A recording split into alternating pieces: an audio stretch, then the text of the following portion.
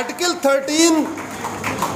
13 ये कहता है कि आज सारी कुप्रथाएं खत्म। आर्टिकल 13 कहता है, आप लोग आर्टिकल 13 को ध्यान कई बार पढ़ना, जरा आपको समझ में आएगा क्या क्या इसमें लिखा है। थोड़ा बड़ा आर्टिकल है वो। कायदे से जैसे ही संविधान लागू हुआ, संसद में एक प्रस्ताव लाना चाहिए था और कह देना चाहिए था आज के बाद बाल विवाह खत्म, आज के बाद बहुविवाह खत्म, आज के बाद हलाला खत्म, आज के बाद मुताह खत्म, आज के बाद मिस्यार खत्म।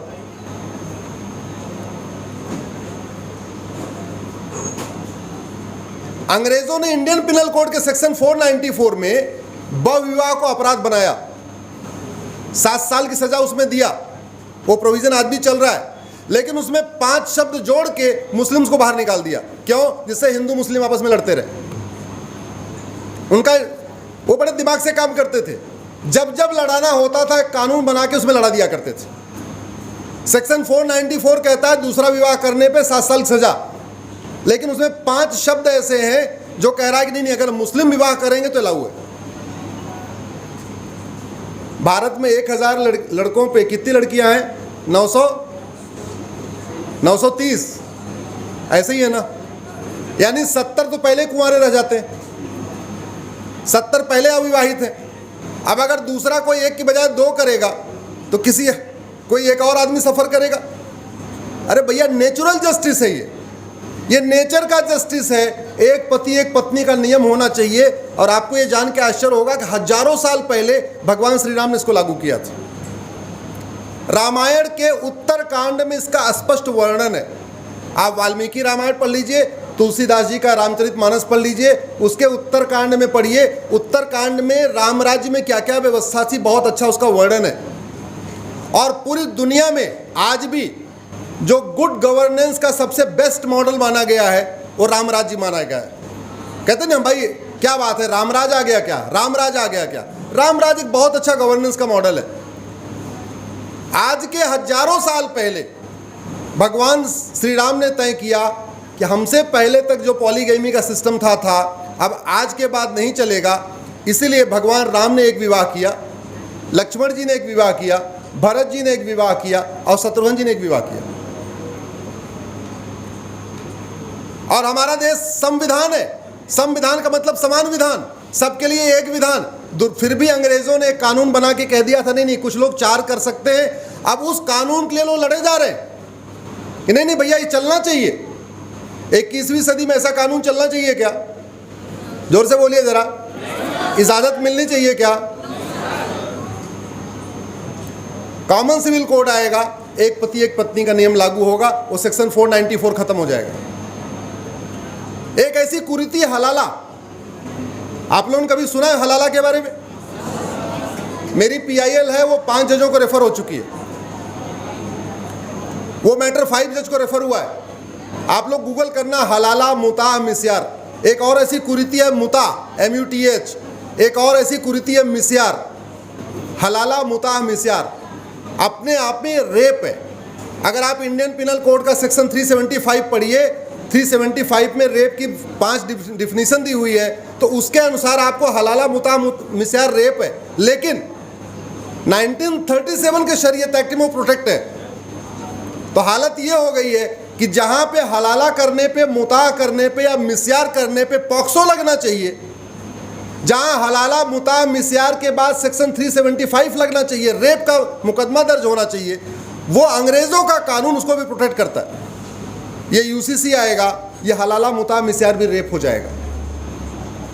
और मैंने तो इसमें सजेस्ट किया है कि भारत में ज़मीन 2% है, पीने वाले पानी 4% है, जनसंख्या दुनिया की 20% हो गई है। इसलिए इसमें एक चैप्टर और जोड़ दीजिए, हम 2 हमारे 2 सबके 2। इसमें जनसंख्या नियंत्रण का भी जोड़ दीजिए, बड़ा भला हो जाएगा।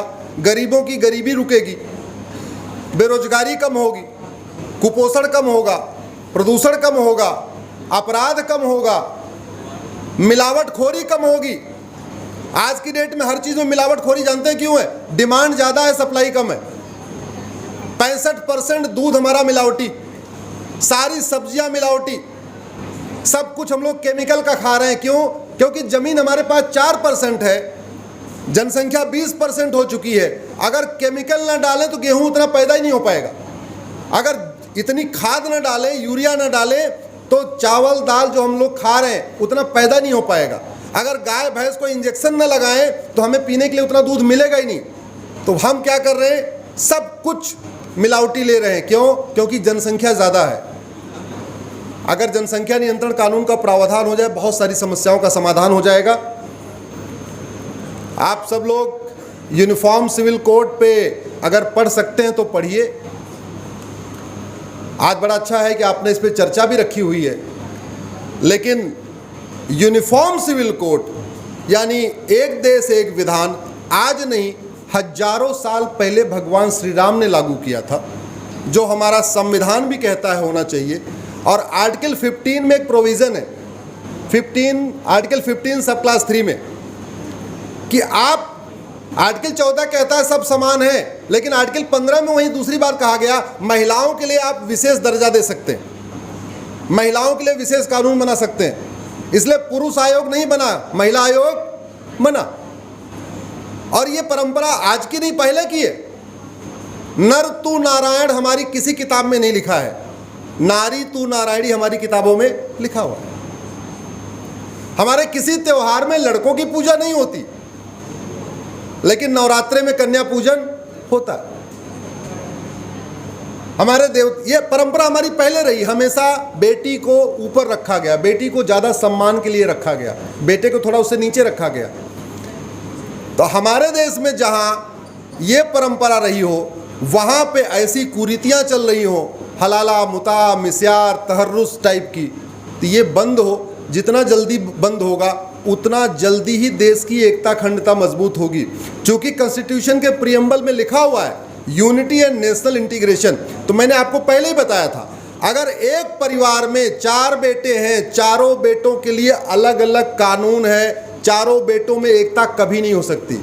4 बहुएं हैं, चारों बहुओं के लिए अलग अलग नियम कानून है, एकता कभी नहीं हो सकती है।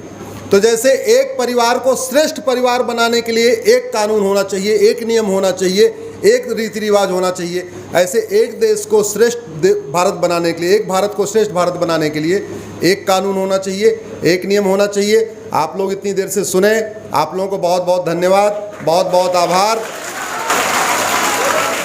अगर आपके मन में कोई प्रश्न है, किसी को कोई सवाल पूछना है, तो 1 या 2 सवाल ले सकते हैं।